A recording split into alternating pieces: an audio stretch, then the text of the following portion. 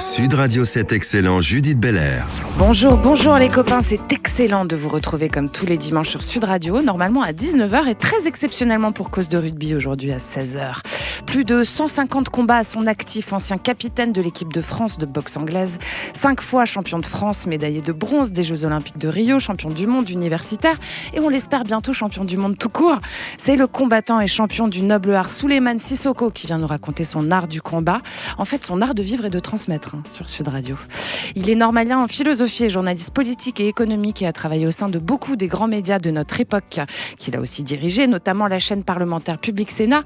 Ne ratez pas en seconde partie d'émission Emmanuel Kessler, qui nous déclare son amour du philosophe Bergson dans son livre Bergson, notre contemporain, sorti à l'Observatoire et qui nous fait redécouvrir un indispensable de la culture française. Vous allez voir, chers auditeurs, entre philosophie et boxe anglaise, il n'y a qu'un pas et c'est sur Sud Radio aujourd'hui. C'est excellent, bienvenue chez vous.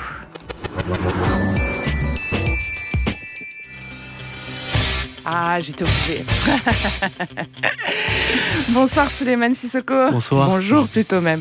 Bienvenue sur Sud Radio. Alors c'était évident qu'il fallait vous accueillir avec cette musique qu'on connaît tous, celle de Rocky Balboa. Vous, le champion de boxe anglaise aux multiples médailles et à l'esprit déterminé dans la souffrance et généreux dans la vie aussi. Vous lui ressemblez pas mal finalement à Rocky, Souleymane. Ce sont des exemples. Ouais. Vous savez, lorsqu'on a été jeune, on a vu tous ces films et ça nous inspire, ça nous marque. Exactement. C'est lui qui vous a donné envie ?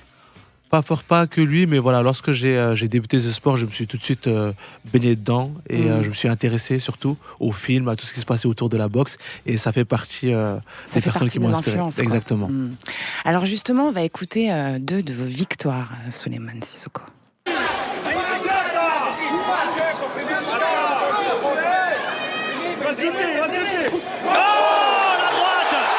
La droite est le premier pointage au tapis.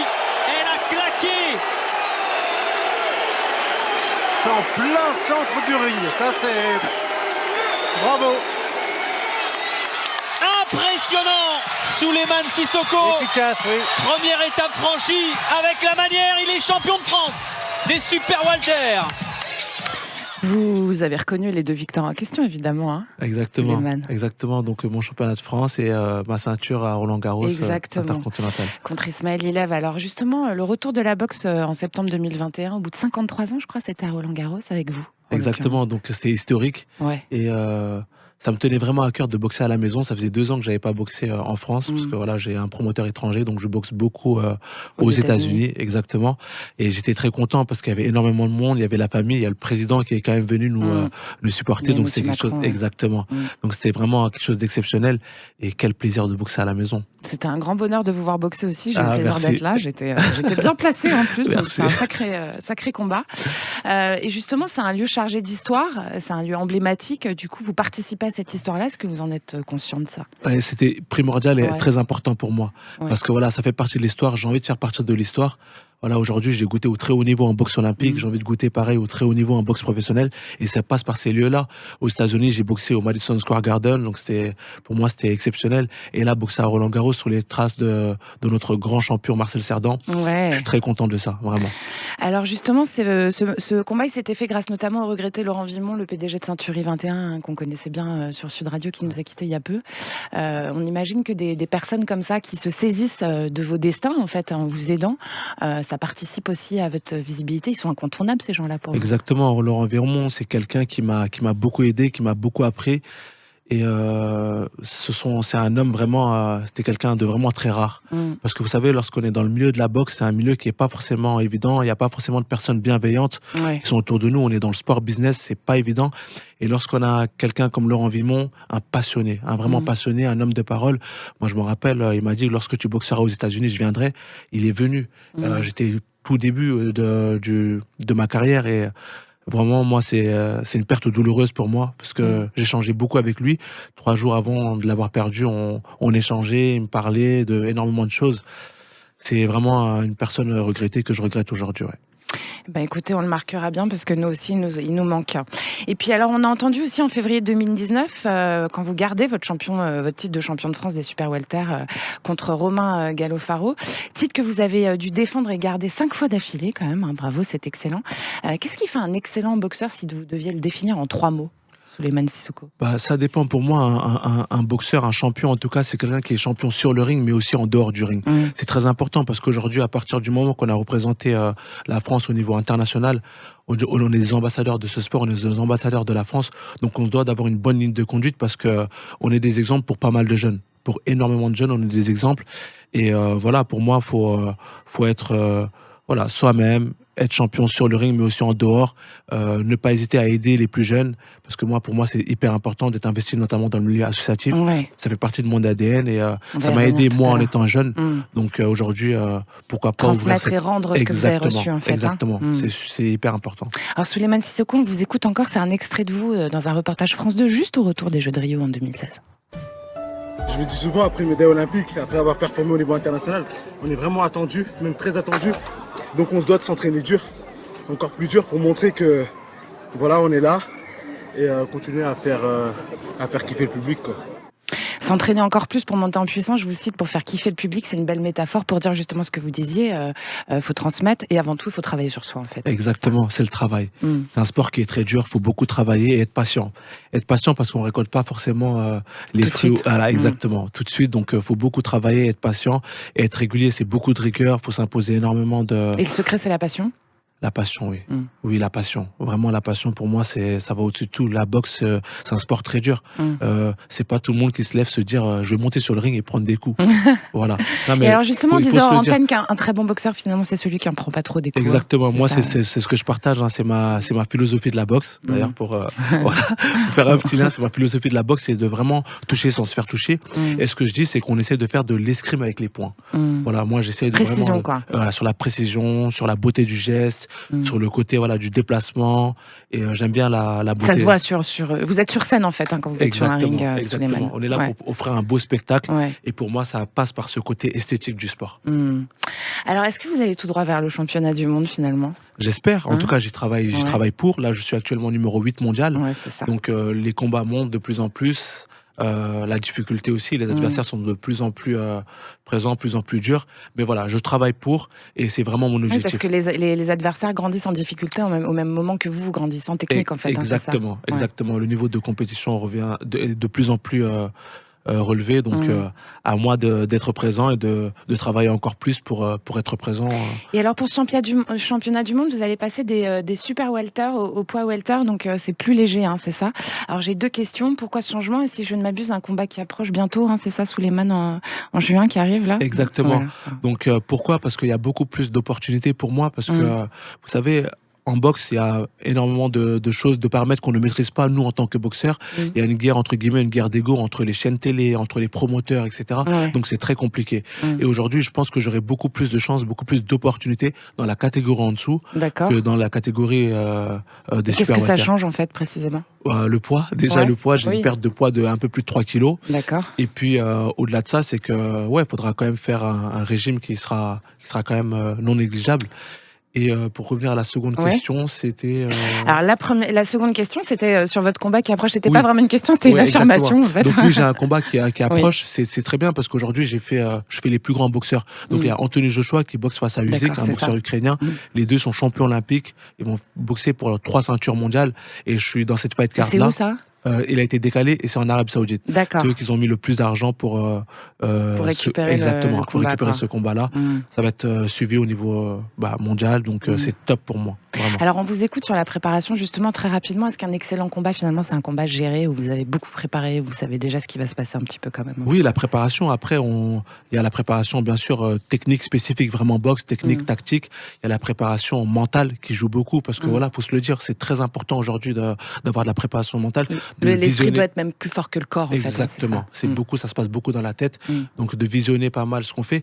Et il y a la préparation qu'on ne voit pas, qui est invisible. Et ça, c'est tout ce qui est hygiène de vie, c'est le sommeil, c'est la récupération, qui fait partie intégrante de l'entraînement. C'est très important. Ça. Exactement, c'est primordial. Si vous faites nuit blanche, c'est pas la peine. Quoi. Voilà, ça va être très compliqué. On le paye sur le ring derrière. Alors faites vos heures de sommeil parce qu'on compte sur vous. Hein.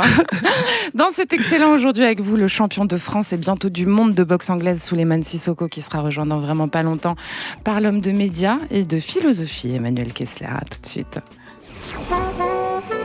Sud Radio, c'est excellent, Judith Belair. Vous êtes bien sur Sud Radio et nous aussi, c'est excellent. Il nous reste encore 3 bons quarts d'heure pour parler de l'excellence de la boxe anglaise et de la philosophie avec notre champion médaillé Souleymane Cissokho et l'amoureux de philo et de Bergson, Emmanuel Kessler. Alors Souleymane Cissokho, on écoute encore un tout petit extrait de votre prise de parole dans le reportage France 2 de tout à l'heure, juste à votre retour des JO en 2016. C'est plus qu'un sport, là on est une famille. On est vraiment une famille, on se tire tous vers le haut. Autour de nous, il y a un engouement autour de la boxe. Et je tenais vraiment à les remercier, tous ceux qui nous soutiennent de partout, de toute la France. Parce que c'est dans ces moments difficiles-là qu'on voit que le sport, il est vraiment réunificateur. Pas de milieu social, pas de religion, rien du tout. Et je suis très content de pouvoir unir un maximum de monde autour de ces Jeux. Le sport unificateur, Souleymane Cissokho, ça devrait être comme ça la France aujourd'hui. Bien sûr, c'est ce qu'on veut. On sait que le sport aujourd'hui, il n'y a pas de barrière, il n'y a pas de classe sociale, il n'y a pas de, comme je l'ai dit, voilà, de religion, de différences culturelles, etc.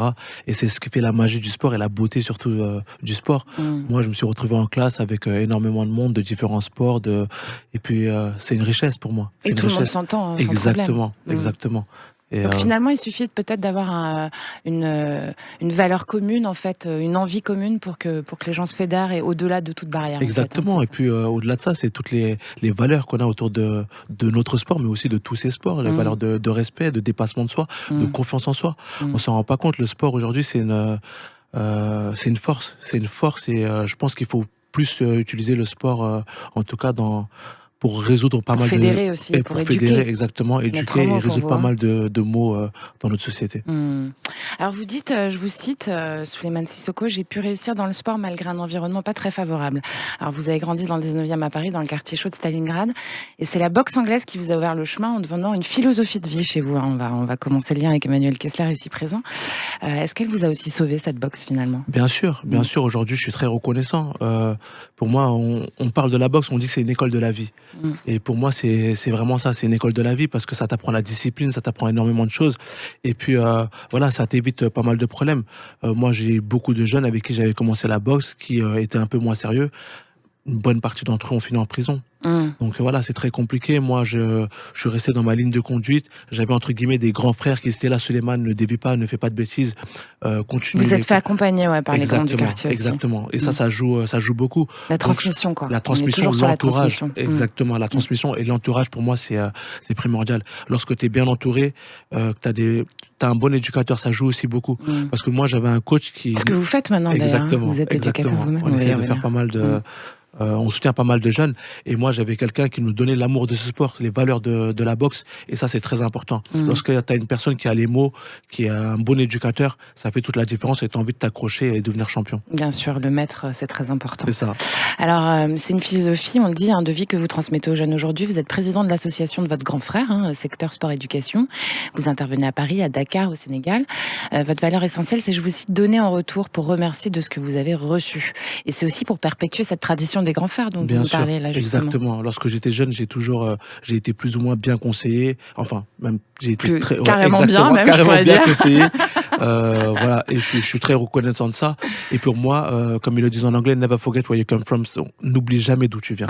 C'est très important parce que je pense que tu peux aider beaucoup. Ça peut aussi créer des vocations. Moi, j'ai énormément de jeunes qui sont sortis de prison, qui m'ont vu aux Jeux Olympiques et qui derrière se sont mis dans la boxe, ils ont commencé à boxer, ils ont créé leur propre structure. Vous êtes très aimé, très respecté par tous ces gens-là, ouais, par le public en général, parce que ce langage, on a besoin de l'entendre. Bien sûr, pour moi c'est très important. Et puis moi, ces jeunes-là qui sont issus du 19e arrondissement, qui aujourd'hui donnent des cours dans le 16e, etc., moi je suis très content de ça et c'est là où j'ai ma vraie réussite. Alors dans le même cadre, vous êtes ambassadeur de Giving Back, qui promeut l'éducation et la culture par la mise en place d'actions socio-éducatives autour de la pratique du sport. C'est grâce à cette assoce d'ailleurs que vous avez débuté, Souleymane Cissokho.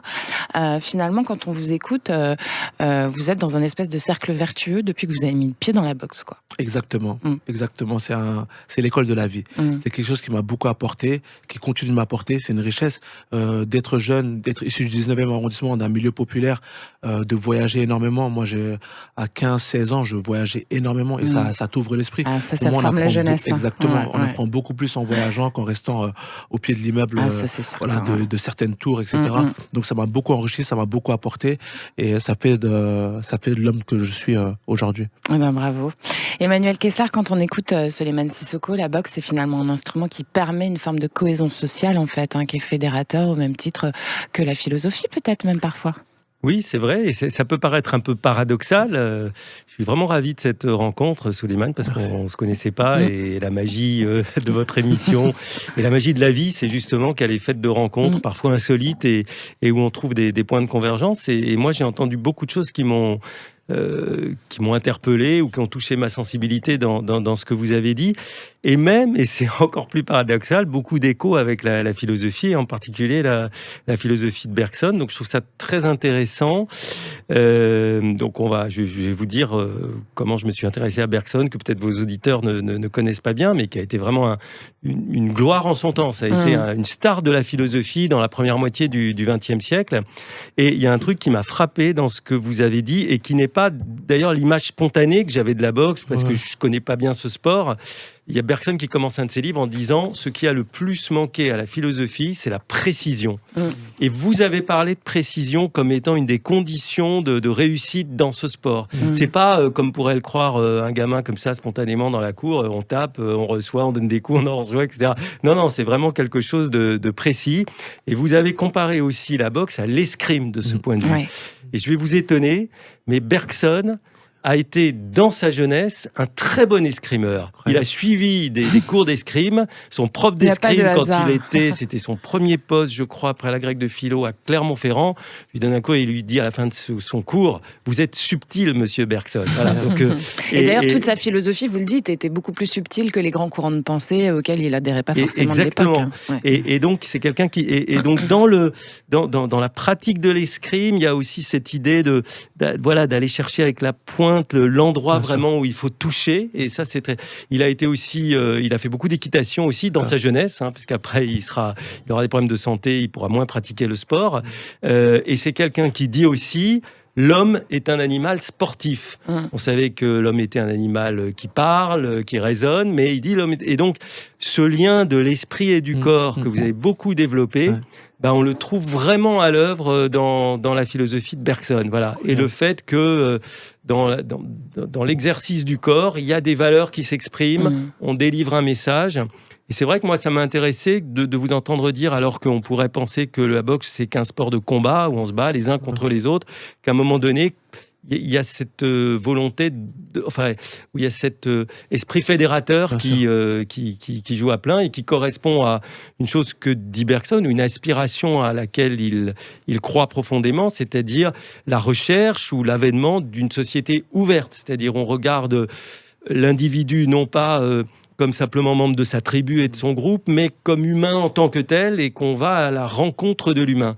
Et le fait que c'est un peu paradoxal que ce soit dans un sport qui est quand même un sport de combat qu'on trouve ça, mais je trouve ça au fond très bergsonien, parce que Bergson, c'est quelqu'un qui met en avant l'ambivalence, les tensions. On dit que c'est un philosophe spiritualiste, vous voyez, qui travaille l'esprit, mais en fait l'esprit n'existe pas sans le corps, et vice-versa, j'allais dire. Donc je trouve que finalement, dans notre rencontre, il y a quelque chose qui est tout à fait dans l'esprit de notre ami Henri Bergson, 1859-1941. Alors, il y a un autre parallèle intéressant entre l'escrime et la boxe, c'est le déplacement. C'est-à-dire qu'en fait, le positionnement des jambes, c'est le même, sauf qu'en escrime, on peut se déplacer que sur une bande, et en boxe, on se déplace sur les côtés. Mais ça, vous avez remarqué ça aussi, oui, Souleymane. Bien sûr. Et puis, nous, lorsqu'il y a des journées portes ouvertes, par exemple, à l'INSEP, l'Institut national des sports, on allait souvent... Vous allez les voir. Exactement. Et en particulier l'escrime, justement. L'escrime, la lutte, un peu de tout. Et l'escrime, moi, c'est excellent. J'ai beaucoup d'amis qui font de l'escrime. À chaque fois, on passe de très bons moments, parce qu'il y a énormément de parallèles entre ces deux sports. Et sur la précision aussi, justement. Et puis sur la philosophie de vie, sur la volonté de faire, sur l'implication dans le chemin, sur ce libre arbitre aussi qui est si cher à Bergson. Emmanuel Kessler, il y a un parallèle intéressant. La liberté en tout cas, c'est-à-dire la liberté et la volonté. Le fait qu'on devient ce que l'on est quels que soient les obstacles, quel que soit le passé qu'on a eu, qui n'est pas forcément facile, en l'intégrant. Il ne s'agit pas de nier ce qu'on a été, mais il y a toujours, même quand on a connu des difficultés, des voies pour s'en sortir. Il n'y a pas d'obstacle, aussi difficile soit-il, qui ne puisse être surmonté par la volonté. C'est ce que nous dit Bergson. Ça correspond bien à la boxe anglaise, voilà. ça aussi. Et ça, c'est quelque chose de très fort. Et c'est vrai que moi, je me suis intéressé à Bergson parce que il commence à écrire dans une période de progrès technologique qui lui permet de mettre en avant justement la marche du temps comme étant nous apportant des tas de nouveautés. C'est un penseur de la nouveauté. Et puis il termine dans une période de grande difficulté avant la Deuxième Guerre mondiale où il voit la montée du nazisme, du fascisme. Il pourrait être désespéré et ça reste quelqu'un qui est optimiste, c'est-à-dire qui pense que oui, il y a des obstacles politiques, des menaces de guerre, des individus qui se battent les uns contre les autres, des exclusions. Il y a aussi un obstacle écologique qu'il pointe déjà à son époque, et c'est très intéressant. Mais on peut se laisser submerger, mais on peut aussi s'en sortir par le travail. Vous avez beaucoup insisté sur le travail. L'effort, la notion d'effort est quelque chose de capital chez Bergson. Et là aussi, je pense qu'on la retrouve dans le sport. Donc, il a raison de dire que l'homme est un animal sportif. C'est excellent ce soir sur Sud Radio. Vous avez envie de réagir très rapidement à ce que vient de dire Emmanuel Kessler ? Tout ce qui a été dit, c'est excellent parce qu'il y a énormément de synergie qui se crée. Et puis, je vais vraiment acheter votre livre parce que je vais le lire parce que ça a l'air d'être très intéressant, vraiment. Et puis, la prochaine fois, on fait un livre à quatre mains. Voilà. Ah ouais. À quatre mains, d'accord, si mais pas à quatre. À l'origine, hein. Mais pas à quatre gants parce que là, je serais vraiment. Je serais vraiment battu à plat de couture. C'est excellent sur Sud Radio avec de la boxe et de la philo au menu aujourd'hui. On vous revient surtout. Restez là avec notre champion national de boxe anglaise, Souleymane Sissoko, et l'excellent journaliste politique et philosophe Emmanuel Kessler. À tout de suite. Sud Radio, c'est excellent, Judith Belair. Merci d'écouter Sud Radio, c'est excellent, jusqu'à presque 17h. Et c'est votre émission, celle qui raconte les chemins de ceux qui font tous les jours le pari de l'excellence, quel que soit leur secteur d'expression. Nous sommes ce soir en compagnie du champion de boxe Souleymane Sissoko et du journaliste et auteur Emmanuel Kessler. Alors, rebonjour Emmanuel Kessler, vous étiez déjà là. Emmanuel Kessler, je l'ai dit, vous avez écrit un essai biographique sur le philosophe Bergson. Bergson, notre contemporain, sorti il y a peu chez l'Observatoire. Bergson, le méconnu, j'ai envie de dire le mal connu. Oui, parce que Bergson a été, je vous le disais, je crois tout à l'heure, vraiment une star de la philosophie en son temps. Ça a été le philosophe le plus connu en France et même dans le monde. 2 éléments, donc je vous ai dit 1859-1941, il vit moitié de sa vie au 19e, moitié au 20e, il enjambe, c'est le philosophe du mouvement, du temps qui passe et qui crée des choses nouvelles. Et donc ça aussi c'est assez symbolique. Et il y a une période où sa notoriété explose, si je puis dire, en France, c'est la période où il enseigne au Collège de France, entre 1900 et 1914, il donne des cours au Collège de France, notamment sur sa grande idée, son grand apport qui est la notion de temps, de durée, pas un temps géométrique et spatial, mais un temps créatif qui apporte, qui laisse de la liberté à l'homme pour inventer, et spirituel, mais ancré dans la réalité, un temps de devenir constructif, on pourrait dire, et il donne des cours au Collège de France qui voient affluer des foules immenses. Au Collège de France, tout le monde peut venir, notamment des femmes d'ailleurs. Il était très aimé de la gente féminine. Qui est ouvert, qui dit que toute idée, la plus complexe, la plus subtile soit-elle, doit pouvoir s'exprimer dans la langue de tout le monde. Alors, il n'était pas affirmé, mais il était un peu fémiste quand même, en fait. Alors, il ne faudrait pas le récupérer malgré avec lui, nos catégories d'aujourd'hui, mais en tout cas, il croit que les femmes peuvent et doivent recevoir la même instruction que les hommes et qu'elles sont aussi capables que les hommes de faire de la philosophie et d'avoir accès au savoir au pluriel. Ça, c'est une chose très intéressante. Il pense aussi que la science ne dit pas tout. Ça, c'est important, je dirais, pour notre époque. C'est-à-dire qu'il faut tenir compte de la science, mais il y a aussi l'humain, il y a aussi le spirituel, il y a aussi une liberté qualitative qui ne se résume pas dans des données, pour parler un langage d'aujourd'hui, ou dans l'intelligence artificielle. L'intelligence artificielle ne remplacera pas l'humain. Et quand il donne ses cours au Collège de France, je reviens à l'époque 1900-1914, donc il y a des foules immenses qui s'agglutinent, il y a même des polémiques parce que les étudiants se plaignent de ne plus pouvoir assister à son cours, il y a des pétitions qui sont signées, On envisage à un moment donné d'aller changer son cours dans une salle plus grande, mais finalement, Bergson dit il suffit de dévisser les fenêtres, il y a des gens qui s'agglutinent. Et en 1914, quand il est élu à l'Académie française, les femmes qui assistent à son cours déposent des fleurs sur le parterre de l'estrade où il enseigne, et il arrive, il est complètement surpris, il dit mais je ne suis pas une danseuse. Et donc voilà, ça illustre vraiment ce qu'on a appelé la gloire de Bergson. Et le deuxième phénomène, c'est qu'il est connu dans le monde entier. Il voyage, il fait des conférences partout, en Espagne, en Angleterre, qui était très nouveau à l'époque. Aux États-Unis, ce qui est très nouveau à l'époque. On dit même qu'en 1913, lorsqu'il va donner ses premières conférences à New York, se produisent les premiers embouteillages de l'histoire sur Broadway, qui sont dus donc à un philosophe français qui est Est-ce que vous Henri pensez qu'un Bergson. philosophe français il créerait des embouteillages à New York aujourd'hui? Bah, Emmanuel Kessler. Peut-être un sur les boxeur, réseaux, c'est pas un plutôt. boxeur, Peut-être j'espère. Suleiman. Peut-être sur les. Certainement. Et en même temps, il n'est pas grisé par ce succès. Ouais. Il est même un petit peu gêné. D'ailleurs, il abandonnera le Collège il de aime pas ça, France. la starification. Parce que c'est quelqu'un qui demeure toujours dans ce que Suleiman, dans l'effort, dans le travail, dans le sérieux. Il ne verse pas dans ce star system, si je puis dire. Il sera prix Nobel de littérature en 1929, mais il restera toujours concentré sur son travail. Et c'est quelqu'un qui, sans doute, utiliserait aujourd'hui les réseaux sociaux pour communiquer, mais pas pour s'épancher lui-même. D'ailleurs, il dit que il veut pas qu'on raconte sa vie. J'ai un petit peu... Vous l'avez pas écouté, vous? Voilà, je ne l'ai pas tout à fait écouté parce que je considère qu'il faut le faire un peu revivre, lui redonner Ouais. de la chair, mais c'est vrai qu'il considère que ce qui est important, c'est l'œuvre et pas la vie d'un auteur, et qu'on peut comprendre son œuvre sans connaître sa vie. Et donc, il reste très discret, mais je trouve que c'est important à l'époque parce qu'on est dans une époque où on a tendance un peu à tout mélanger, le privé et le public, à s'exhiber. Même les philosophes ont tendance à s'exhiber. Et les sportifs aussi, je peux le comprendre parce qu'il faut créer un lien avec le public, mais je pense, je sais pas ce que vous en pensez, qu'il faut savoir aussi Suleiman, marquer une limite. Sissoko, vous n'êtes pas Voilà, comme ça faut sur les savoir- réseaux. Vous J'essaie n'exhibez de- pas, hein, Ouais. vous restez Voilà. professionnel quoi, dans Voilà, votre j'essaie de rester communication. moi-même. Ouais. et puis, Alors, Emmanuel Kessler, vous le citez, Bergson, en page 44, je le dis pour les auditeurs de votre livre. Nous sommes libres quand nos actes émanent de notre personnalité entière, quand ils l'expriment, quand ils ont avec elle cette indéfinissable ressemblance qu'on trouve parfois entre l'œuvre et l'artiste. Et puis vous dites ensuite, à nous d'agir librement, c'est-à-dire en créateur de notre propre vie. Encore un très beau parallèle avec la boxe, justement, toujours pour dire qu'on a le libre arbitre. Est-ce que c'est un parallèle qui vous parle, ça, justement, Bien sûr, Suleiman bien Sissoko? sûr, c'est très important.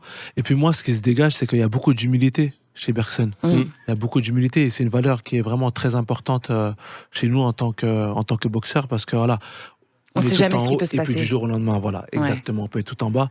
Et puis voilà, il cherchait pas la Et starification. ça, comment, quand vous c'est- avez un échec, ou par exemple, quand vous avez eu votre médaille de bronze à Rio, alors que vous vouliez l'or comme n'importe quel grand combattant, grand sportif, forcément, ce que vous considérez, vous, comme un demi-échec à ce moment-là, comment vous le gérez, ça, justement, face à cette humilité qui doit être appliquée, quoi? Ouais. Bah, faut savoir déjà que c'était très très dur de se qualifier, ne serait-ce que pour les Jeux Olympiques. Alors d'y faire une médaille, c'est quelque chose d'exceptionnel. Donc moi, je suis resté positif. Je suis resté quelqu'un de très positif, et puis je me suis autosatisfait. C'est une très Voilà. belle réussite quand même. Exactement. Bah oui, Je dis évidemment. et puis je méritais quand même l'or parce que bon, le combat il était un Allez-y, peu. dites-le. Non, honnêtement, c'était un combat qui C'est pas pour rien que je pose s'est la question. arrêté prématurément. Un peu Il y a trop eu, tôt, ouais. exactement. Il y a eu. C'est une décision assez litigieuse, mais bon, c'est comme ça, c'est le sport, on accepte, et puis on va de l'avant surtout. Il faut rester positif. Vous allez nous ramener l'or la Et- prochaine fois. Exactement, on va tout faire en tout cas. C'est dans pas longtemps, hein. C'est dans pas longtemps. Il y a une Emmanuel chose qui est Kessler. importante, c'est que, donc, vous l'avez compris, vous l'avez dit, Judith, Bergson est un philosophe qui se range, comme d'ailleurs beaucoup de philosophes français, du côté de la liberté, par opposition à ceux qui pensent que tout est écrit d'avance, que Ouais. tout est déterminé. Non, tout est... Et à partir du moment où on est libre, où rien n'est écrit d'avance, c'est-à-dire quel que soit le milieu dans lequel on a grandi, Bien sûr. les conditions dans lesquelles on a vécu, et elles peuvent être favorables comme elles peuvent être très difficiles, il faut penser qu'on a toujours la possibilité, par la volonté, par la culture, par le travail, de créer quelque chose, de créer sa propre vie. Il parle de la création de soi par soi, et de créer aussi des œuvres et d'emporter les gens avec nous. Vous avez parlé des maîtres, et Bergson est quelqu'un qui croit beaucoup à l'enseignement et au fait qu'on peut être tiré vers le haut par des esprits, on dirait aujourd'hui des figures inspirantes qui nous aident à avancer, qui nous aident à dépasser Les un maîtres peu. dont vous parliez tout Voilà, à l'heure, en bien fait. sûr. Hein. Il Bien parle sûr. beaucoup de la société ouverte et de la société close, c'est-à-dire celle où on est en tribu et où on se bat les uns contre les autres, la société close. Et pour passer de la fermeture à l'ouverture, il faut des gens qui qui vous inspire à dépasser un peu ses propres limites et ses propres obstacles. Alors, il y a un autre truc chez Bergson qui m'a interpellée, moi, dans l'idée de cette création de lien entre la philo et la boxe. C'est le mouvement, la vision du mouvement comme réalité, en fait. C'est-à-dire que la réalité n'a lieu que dans le mouvement chez lui. Bah oui, c'est-à-dire qu'il renverse tout. Moi, j'appelais Manuel ça, Kessler. au début de mon livre, le chamboule-tout philosophique. Ouais. On avait tendance à penser que ce qui était vrai, c'était les choses éternelles, stables, etc. Et puis lui, il va renverser le sens du mot durer. C'est-à-dire durer, on pense que c'est la pile qui dure plus longtemps, les choses qui ne changent pas. Voilà, votre machine à laver, elle dure si elle dure 10 ans, etc. Non, pour lui, durer, c'est changer. Il dit exister, C'est c'est être en changer. évolution Et il perpétuelle. va dire, pour comprendre la vie, pour comprendre les choses, il faut s'installer dans ce que vous pouvez expérimenter vous-même, c'est-à-dire le mouvement permanent, le fait que les choses changent, va y avoir de l'inattendu, qu'au fond, vous êtes très bien préparé à vos combats de boxe, mais que ça ne se passe jamais exactement comme vous l'aviez prévu. Exactement. Ce qu'on appelle l'imprévisible nouveauté.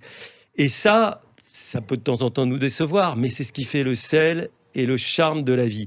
Et la force de Bergson, c'est vrai Judith, c'est que c'est un philosophe qui vous emmène à non seulement accepter, mais adhérer, à accompagner le mouvement qui est l'essence même de cette vie qui nous traverse et qui parfois nous dépasse, mais où on peut apporter sa petite pierre en faisant du sport, en créant des associations, en écrivant Et le lien, des là, livres, en il est faisant des évident parce émissions de radio. qu'en fait, en boxe, quand on bouge pas, vous m'arrêtez si je me trompe, on est foutu, quoi. Ah ouais, exactement. Voilà, le mouvement, il est obligatoire. Exactement. Et puis dans Souleymane pas mal Sissoko. d'écoles, ce qu'on dit, c'est d'apprendre d'abord à bouger avant de mettre les coups. Donc c'est vraiment Déplacement. Ouais. déplacement. Esquive. La Déplacement, mobilité, c'est le philosophe de la mobilité. Voilà. Exact. Paradoxalement, d'ailleurs, à la fin de sa vie, Emmanuel il va Kessler. être paralysé et il pourra plus bouger, mais il va continuer à bouger par l'esprit, par Comme l'écriture, quoi. le fait qu'il continue jusqu'à la fin de sa vie à discuter avec des gens, à recevoir ses élèves, ses amis. Voilà.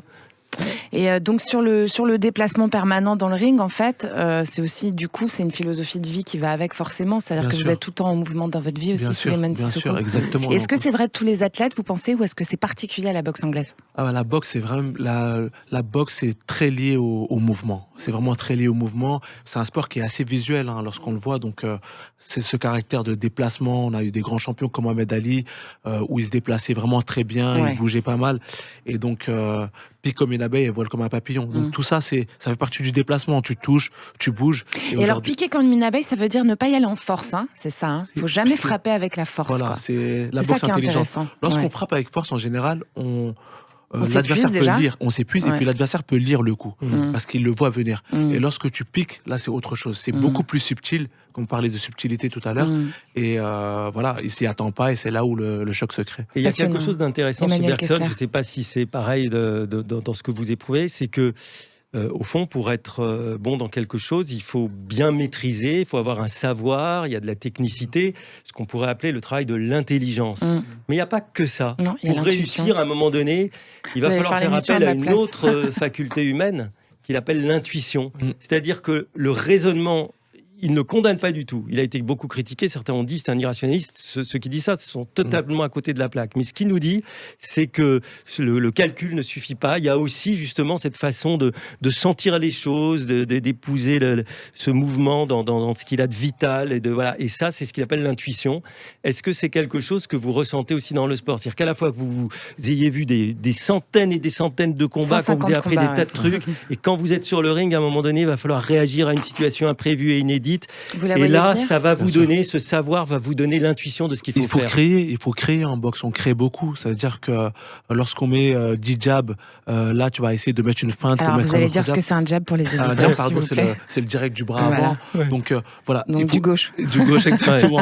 Et ça s'appelle l'invention. C'est finalement. l'invention. Il Ouais. faut beaucoup créer. Il Ouais. faut être un boxeur créatif parce que Ouais. il y a la boxe académique et Ouais. puis derrière aujourd'hui on arrive à la lire la boxe académique. C'est ça. Et si tu veux toucher ton adversaire, il faut être sur autre Imprévisible. chose, Voilà. être Voilà. beaucoup Et plus derrière imprévisible. toute invention, il y a cette part d'intuition, c'est-à-dire ce que Jean Kelevitch appellera plus tard le je ne sais quoi. Petit truc qui n'est pas quantifiable. Bergson, il nous envie, il nous pousse à aller vers des choses un peu qualitatives comme ça, qui va être inédit, qui va être créative, et c'est ça qui crée quelque chose de nouveau, une œuvre d'art ou un Exactement. match où, tiens, on va se dire, là, il a inventé quelque chose. Souleymane Sissoko. Exactement. Et sur le très haut niveau, c'est la somme des détails qui va faire la différence. Et c'est ce détail-là. La qui va faire somme des différence. détails qui fait la différence. Exactement. Mm. Parce que on va être très bien physiquement, on va être très bien techniquement, tactiquement. Et c'est cette créativité qui va faire la petite différence sur le ring et qui est très importante. Et c'est une leçon de vie, Magnifique. je pense, en même temps, parce que vous dites aux gens, soyez créatifs. Voilà, ne vous laissez pas embarquer ou limiter par les contraintes. Et même si vous réussissez pas complètement, c'est pas grave. On aura réussi quelque chose. Bien sûr. J'adore cette émission, moi, c'est excellent. Merci à tous les deux et merci mes chers auditeurs d'écouter cette excellence sur Sud Radio avec Souleymane Sissoko, le champion de boxe, et Emmanuel Kessler, l'auteur et journaliste. On vous revient tout de suite.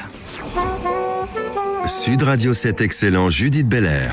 C'est excellent et c'est bientôt la fin de votre émission autour de l'excellence française et de ses esprits poliformes. Ce soir, pour encore un quart d'heure, je suis en compagnie du champion de boxe Souleymane Sissoko et de l'homme de médias et de philosophie Emmanuel Kessler.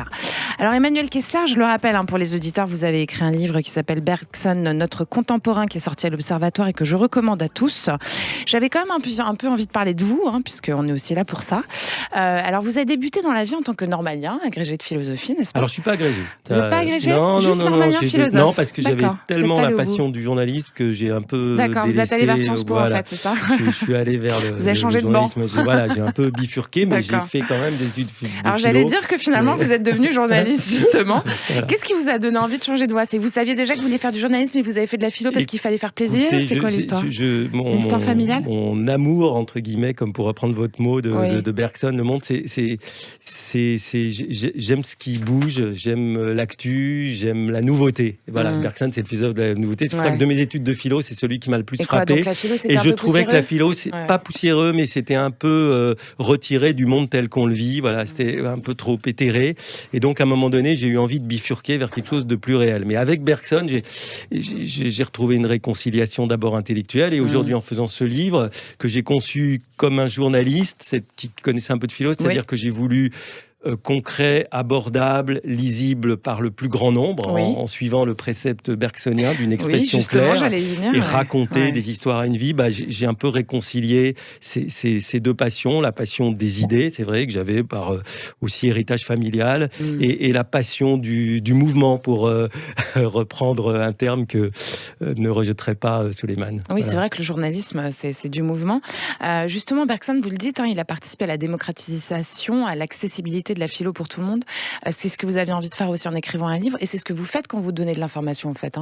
Parfois, les informations sont complexes, et quand on les donne au public, il faut qu'on les donne simplifiées pour que ça soit accessible à tout le monde. Exactement, il y a plusieurs façons, plusieurs types de journalisme, mais ce qui me semble être commun et qu'on retrouve bien dans le mot média, c'est que on est des intermédiaires entre une information qu'on observe et des gens qui n'en ont pas été forcément les acteurs ou les témoins directs, et à qui on va essayer d'expliquer les choses, de montrer. Donc, pour moi, la dimension pédagogique est très importante dans l'information et dans le métier de journalisme. Et ça, c'est quelque chose de passionnant. C'est comment rendre clair et aisé et compréhensible, et si possible plus facile, des choses qui peuvent être parfois très complexes. Et c'est ce qui vous passionnait aussi un petit peu dans ce chemin-là, on imagine.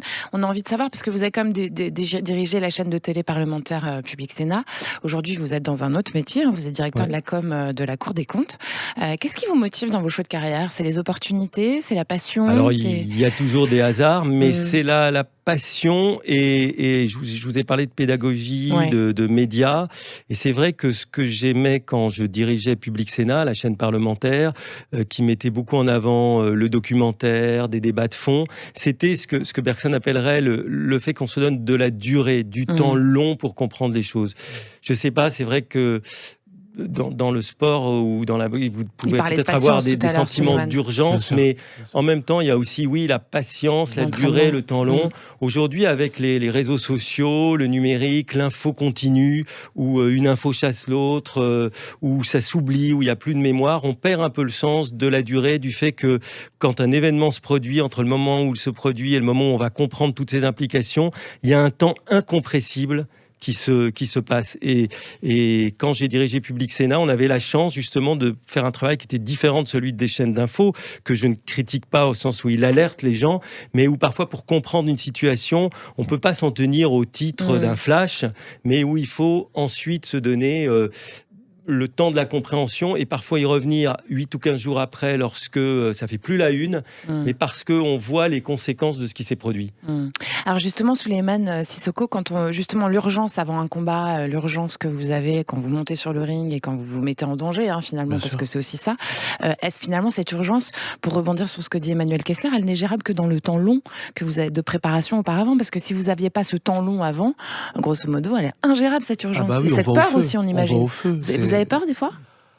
Il y a une petite peur, Ouais. il y a une petite peur parce que voilà, on monte quand même sur un ring où on prend des coups. Donc l'être humain n'est pas fait pour prendre des coups. Donc faut se le dire. Et c'est la vérité, c'est la réalité des choses. Ouais. Donc voilà, nous on est vraiment animés par la passion, ce qui fait que voilà, on est amoureux de ce sport. Exactement. Et ce temps long justement de préparation, etc. Est-ce que des fois il vous épuise et vous avez envie de le jeter en l'air et de faire autre chose et d'aller plus vite au combat et tout ça?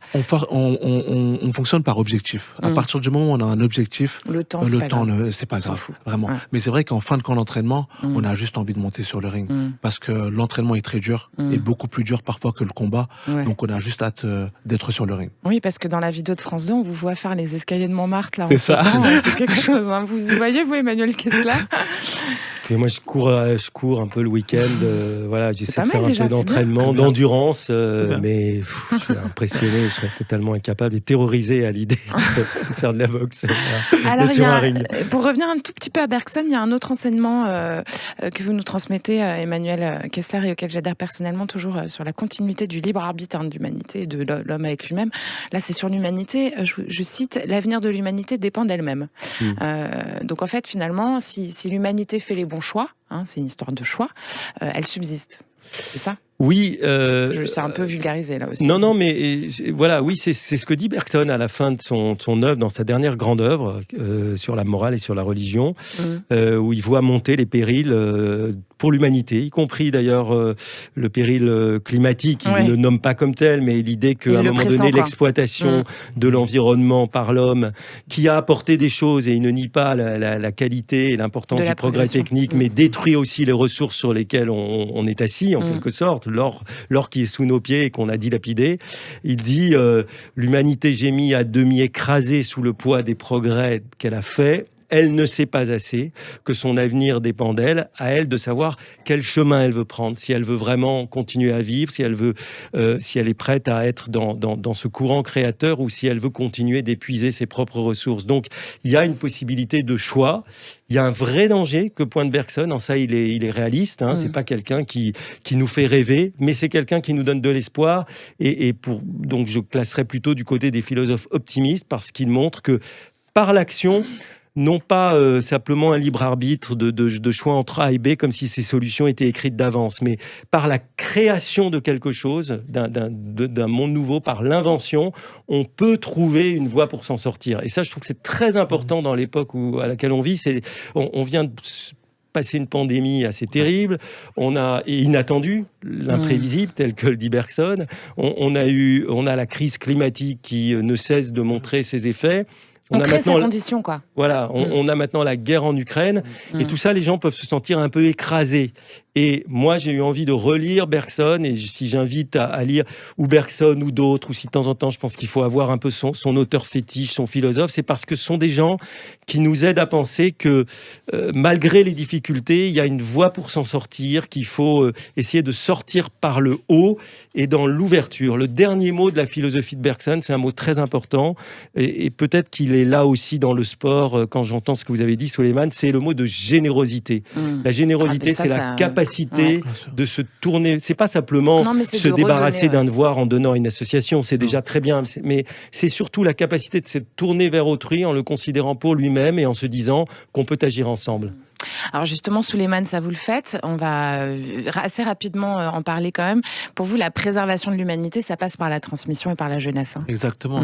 Pour moi, c'est très important parce qu'aujourd'hui, c'est le futur. La jeunesse, c'est le futur. Et puis, on se doit de leur véhiculer toutes ces valeurs qu'on a, qui sont très importantes aujourd'hui. Et puis, moi, ils me le rendent très bien. Et puis, ça donne une force surtout. On pense qu'en donnant, on perd. Non, on gagne toujours. Pour ma part, je gagne énormément. Et le public me le rend bien sur le ring, en dehors du ring. Et c'est ça qui fait ma plus grande fierté aussi aujourd'hui. C'est beau ça, en donnant, on gagne. Ouais, absolument. Il y a aussi Bergson, c'est un type qui a pas mal d'humour aussi. D'ailleurs, il a écrit un livre. Son livre le plus connu, c'est Le Rire, qui paraît en 1900, qui a été l'objet de sa toute première conférence, qui avait séduit d'ailleurs une salle remplie à Clermont-Ferrand. Il dit le rire, c'est du mécanique plaqué sur du vivant. Il voit d'abord le rire comme une espèce de sanction. On se moque de quelqu'un qui trébuche dans la rue parce que justement la vie a été interrompue par un mouvement inattendu. Mais si on lit bien entre les lignes son livre, le rire, c'est aussi l'affirmation de la liberté, le fait qu'on est capable de sortir du cadre et d'affirmer que même quand on vous impose des règles qui sont injustes, par la création de quelque chose. C'est pour ça que je rapproche un moment Bergson de Chaplin, par l'art, en se moquant des situations, par le rire, on va pouvoir montrer qu'il y a quelque chose de plus fort que la contrainte, c'est la liberté. Voilà. Alors c'est un super lancement pour la dernière question de cette émission. Merci beaucoup Emmanuel Kessler. Tiens, je vais commencer par vous. Vous voyez, l'imprévisible produit des choses formidables. Que dirait l'adulte que vous êtes à l'enfant que vous étiez sur le parcours justement que vous vous êtes créé? Il lui dirait ne regrette rien, même les choses que tu as laissées de côté, c'est pas grave, et continue à croire que les rêves d'enfant que tu avais sont réalisables. Vous avez suivi vos rêves, Emmanuel Kessler? En partie, oui. Ouais. Et pas à 100% non plus. Mais d'où les regrets? Justement, non, aucun regret. Mais l'idée de se dire que le chemin continue et qu'il y a encore plein de choses à inventer. Voilà. Magnifique. Ouais. Donc vous êtes content en fait de votre parcours, Emmanuel Kessler? Oui, parce que j'ai le sentiment que j'ai encore beaucoup de temps devant moi. Et quand même, Bergson, c'est quelqu'un qui nous pousse à regarder vers l'avant. Voilà. C'est pas du tout un philosophe passé, du ça sert de la lumière, quoi. Le passé est très important, parce que quand on croit couper avec son passé, c'est pas vrai. Il est toujours là, on le conserve intégralité. Mais le passé doit nous pousser à aller de l'avant. Et il faut pas être dans la nostalgie ou dans toujours dans le c'était mieux avant. Il faut être dans le ce sera mieux demain et construisons-le. Et vous, Souleymane Cissokho, qu'est-ce que vous diriez adulte à l'enfant que vous étiez alors? En tout cas, je dirais que je suis content de toi parce que j'ai évité pas mal de pièges. Vraiment, vraiment beaucoup de pièges. Et de continuer à faire ce qu'il a fait parce que ça fait celui que je suis aujourd'hui. Est-ce que vous voyez déjà boxeur à 5 ans? Non, pas du tout. Vous savez, c'était quoi vos rêves? Moi, j'étais plutôt studieux, j'étais à l'école, focus, parce que mon père, il était très à cheval sur les études. Donc j'étais très focus dessus. Le sport, j'en ai fait par hasard, vraiment par hasard. Et puis ça allait très vite. Et mon père, il tenait quand même à ce que je puisse... Et votre père, alors, qu'est-ce qu'il en pense de votre chemin? Il est très content. Très content parce qu'aujourd'hui, quand je boxe, qu'on scande mon nom un peu partout en France, c'est une fierté pour lui. C'est une sacrée fierté. Bien sûr, exactement. Donc très content de continuer sur cette voie-là. Et puis j'espère que dans 20 ans, je dirai à l'adulte que je suis. Voilà, je suis fier de toi aussi. C'est ça qui est très important. Surtout. Bravo, c'était excellent. Merci à tous les deux pour cette belle émission. Non, moi je réponds jamais à cette question. C'est moi qui la pose. Mais moi ça va, je m'en sors pas mal aussi. Merci à tous les deux. Merci chers auditeurs de votre fidélité à cette votre émission, celle qui crée le lien. On se retrouve dimanche prochain, cette fois-ci à 19h, pour écouter de nouveaux excellents chemins. N'hésitez surtout pas, courez, achetez le livre d'Emmanuel Kessler, Bergson, notre contemporain qui est sorti chez l'Observatoire et qui est dont touché tous les bons dealers, on peut le dire. Le prochain combat de Souleymane Cissokho, c'est en juin. Exactement. En Arabie Saoudite. Ouais, c'est décalé à août. Août. Ouais, d'accord. Mais il faudra nous dire les dates et puis on va vous suivre, même si c'est au milieu de la nuit. Avec plaisir. On regardera ça avec attention. J'aimerais bien venir vous voir maintenant que vous m'avez donné le goût de la boxe. Mais le prochain en Arabie France. Saoudite, ça va être un petit peu compliqué. Prochain s'organisera. Merci à Thibaut, mon réalisateur du jour au web, à Arthur Mazer, à Sud Radio, ses équipes, à Mélo Rock. Vous pouvez retrouver toutes vos émissions, c'est excellent, sur le site, la chaîne YouTube de Sud Radio et les réseaux sociaux. À dimanche prochain, les copains, je vous embrasse, c'était excellent.